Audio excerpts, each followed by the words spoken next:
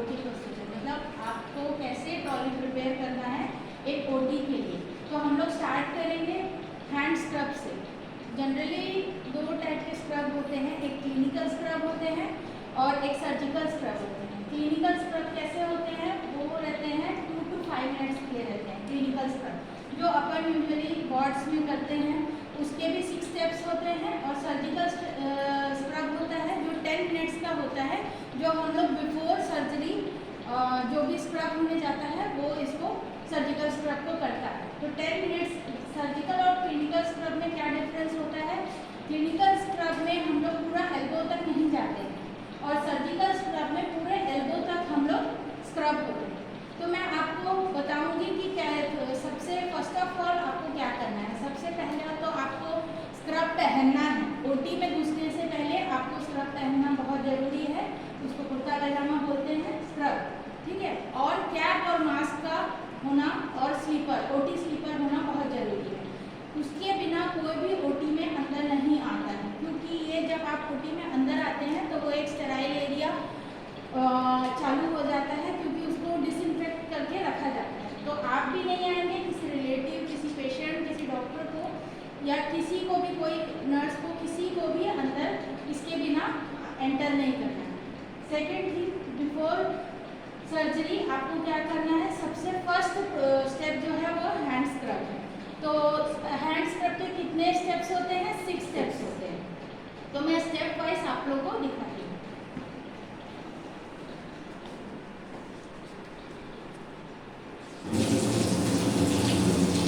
जब हम लोग स्क्रब करते हैं तो फर्स्ट स्टेप आपको दोनों हाथ में आपको पाम में लेके रब नहीं करना है। कभी भी स्क्रब को पाम में लेके आपको रब नहीं करना है। आपको जैसे अगर लेफ्ट हैंड का करना है तो पहले आप राइट हैंड में स्क्रब को लेंगे और उसको फिर अपने फिंगर से ऐसे वो करते हुए पूरा हाथ में ऐसे लगाएंगे पूरे एल्बो तक। और जब आपको लेफ्ट हैंड के लिए लेना है तो राइट हैंड में लेंगे, फिर ऐसे फिंगर से करते हुए पूरा एल्बो तक लगाएंगे। अब आपका स्टेप्स आता है, जैसे फर्स्ट है जो पाम, इसमें आपको रब करना है। फ्रिक्शन, इसका फ्रिक्शन होना चाहिए 10 सेकेंड्स का। 10 सेकेंड्स के फ्रिक्शन में आपको रब करना है। फर्स्ट स्टेप है आपका पाम। सेकेंड स्टेप है आपका डॉर्सल साइड। डॉर्सल साइड में आपको अच्छे से रब करना है। तो आपका बैक साइड जो रहता है वो भी स्क्रब होता है। उसके बाद थर्ड स्टेप आता है आपका थंब। थंब के साथ आपको फिंगर भी रोटेटरी मोशन में आपको उसको स्क्रब करते हुए जाना है, फिंगर। अब फोर्थ स्टेप आता है नकल्स, मतलब आपको फिंगर के बीच में, और आपको इसमें रिंग नहीं पहनना है, ये आपको ध्यान रखना है। रिंग, बैंगल्स या कुछ भी आपके हाथ में नहीं रहना चाहिए बिफोर स्क्रब। तो ये नकल्स भी रहेगा। और फिर उसके बाद फिफ्थ स्टेप आता है आपके नेल्स। जो टिप रहता है उसको आप ऐसा क्लीन करेंगे, टिप को क्लीन करने के बाद फिर हम लोग रोटेटरी मोशन में पूरा एल्बो तक जाएंगे। पूरा एल्बो तक रोटेट करके हम लोग को पूरा नीचे तक स्क्रब करना है। उसके बाद जब आप हैंड वॉश करेंगे तो आपको ध्यान रखना है कि आपको ये हाथ को नीचे नहीं करना है, इसी मोशन में आपको ये ऊपर जाना है।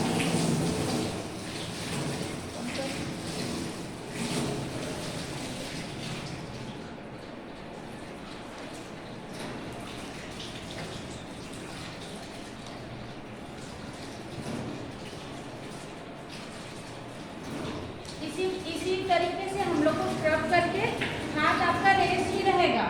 इस तरीके से रेस्ट इसलिए रहेगा क्योंकि आपका जो ये पानी, जैसे मैंने हैंड स्क्रब कर लिया है तो ये पानी एल्बो से मेरा नीचे जाएगा। अगर मैं नीचे कर देती हूँ हाथ तो वो पूरा हैंड मेरा फिर से पूरा अनस्टेराइल हो जाएगा। तो ये हाथ आपका रेस्ट ही रहेगा। ऐसी इसी पोजीशन में आपको फिर ग्लव्स पहनने जाना है।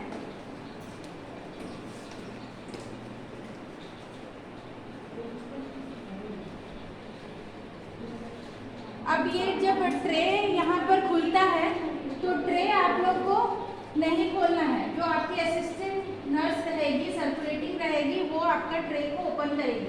आपको कोई जगह में टच नहीं करना है। उसके बाद आप अपना गाउन लेंगे और गाउन को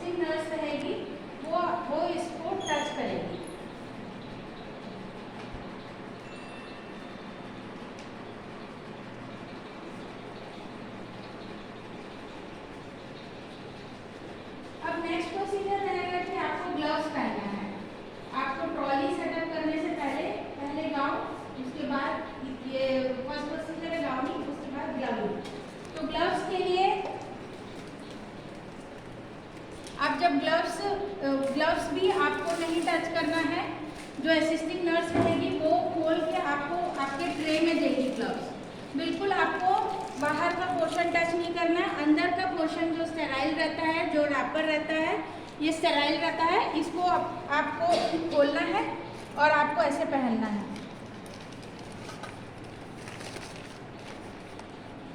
फर्स्ट आप लेफ्ट हैंड में पहनेंगे तो आपको जस्ट इस तरीके से पकड़ना है, इसको आप इस तरीके से पहनेंगे।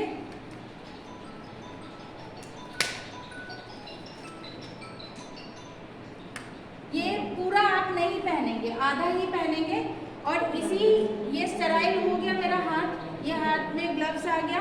अब इसी के मदद से हम दूसरे साइड को अंदर से लेंगे, दूसरे जो राइट हैंड के ग्लव्स को अंदर से टच करेंगे, बाहर से नहीं, अंदर से टच करते हुए इस ग्लव्स को हम पहनेंगे। अब आप ये हाथ के ग्लव्स को पहनोगे।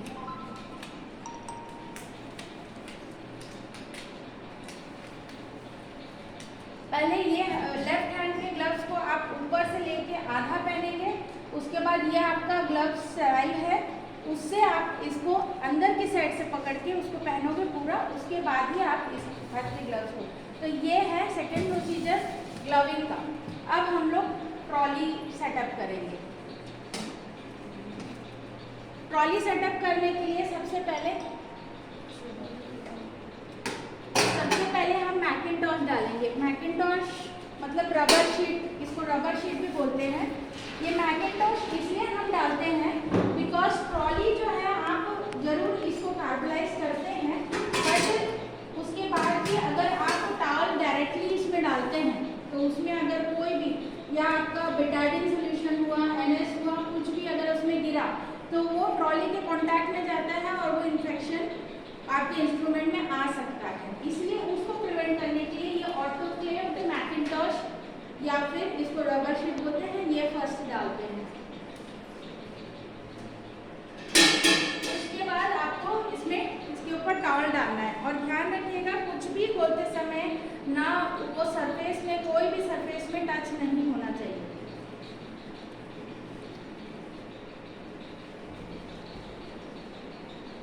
इसके एंड को पकड़ना है और ये पूरा कवर करते हुए उस ट्रॉली के ऊपर, मैकिंटॉश के ऊपर इसको डालना है। तो ये है हमारा ट्रॉली का ड्रेप, ठीक है। तो इस तरीके से हमारा ट्रॉली के ड्रेप को डालना है। आफ्टर दैट ये सर्जिकल इंस्ट्रूमेंट में जनरल ट्रॉली एक सेटअप बता रही हूँ, जिसमें आपका आता है किडनी ट्रे, बाल कहाँ रखना है ना,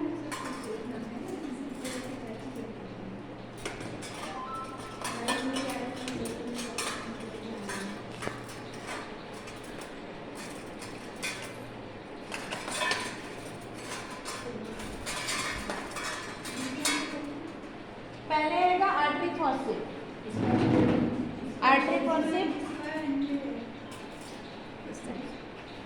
artery, then Alice,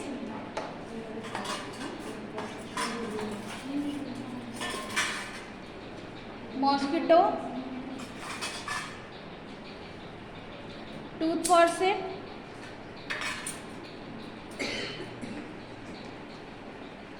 BP blade,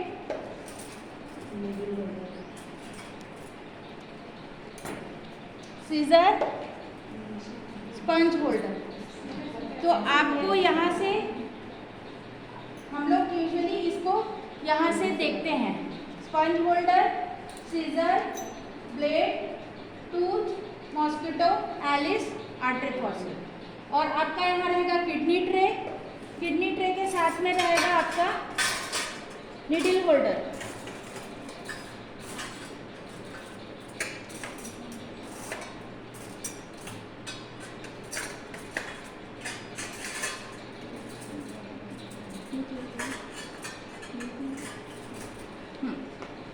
इसके साथ आएगा आपका निडल होल्डर और टावल क्लिप। यहाँ टावल क्लिप रखते हैं और अगर रिट्रैक्टर्स अकॉर्डिंग टू सर्जरी आप लोग रिट्रैक्टर्स रख सकते हैं, या फिर आपको क्यूरेट रहेगा या जो भी रहेगा वो अकॉर्डिंग टू सर्जरी। ये जनरल ट्रॉली है, जनरली इतना आपको सेट करना ही है। जनरल ट्रॉली हर एक केस में लगता है, हर एक सर्जरी में लगता है, तो इतना आपको सेट करना ही है। इसके साथ आपका ड्रेसिंग मटेरियल सब आता है।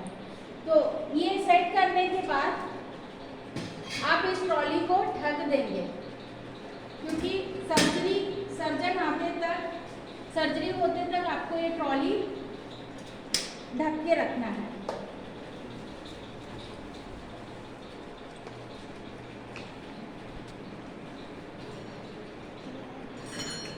तो ये है आपका ट्रॉली सेटअप। और ट्रॉली सेट करने के बाद भी आपका हैंड ऊपर ही रहेगा, बिल्कुल हैंड को नीचे कहीं भी टच नहीं करना। अपने गाउन में, अपने फेस में कहीं भी आपको टच नहीं करना है, आपका हैंड ऊपर ही रहेगा। बस ट्रॉली में जाएगा, सर्जिकल उसमें जाएगा और ऐसे ही रहेगा। और आप स्टेराइल फील्ड के अंदर में आ गए हैं। पेशेंट के पास में ये ट्रॉली रहता है और उसके अंदर में स्टेराइल फील्ड होता है। उसके अंदर में आपको रहना है। सर्कुलेटिंग नर्स उसके बाहर रहती है, वो आपको बाहर से कुछ सर्कुलेट करती है, तो आपको स्टेराइल प्रोसीजर से ही उसको लेना है। कहीं भी आपको टच नहीं करना, आपका हाथ ऊपर ही रहेगा इसी पोजीशन में। तो ये ट्रॉली सेटअप है। और इसके बाद हम लोग आपको इंस्ट्रूमेंट्स का कैसे स्टेरिलाइजेशन है वो दिखाते हैं। जैसे मतलब इंस्ट्रूमेंट्स आपका हो गया, आफ्टर सर्जरी आपके इंस्ट्रूमेंट्स हो गए, पूरे ब्लड है, सब है, तो आपको क्या करना है उसमें, पहला हम उस इंस्ट्रूमेंट को ब्लीचिंग सॉल्यूशन में डुबाते हैं। ब्लीचिंग सॉल्यूशन कैसे बनाते हैं, 15 gram of bleaching powder 1 litre पानी में रहता है। 15 ग्राम ब्लीचिंग पाउडर, तो आप जितना पानी में बना रहे हैं वैसे आप उसको मल्टीप्लाई कर सकते हैं।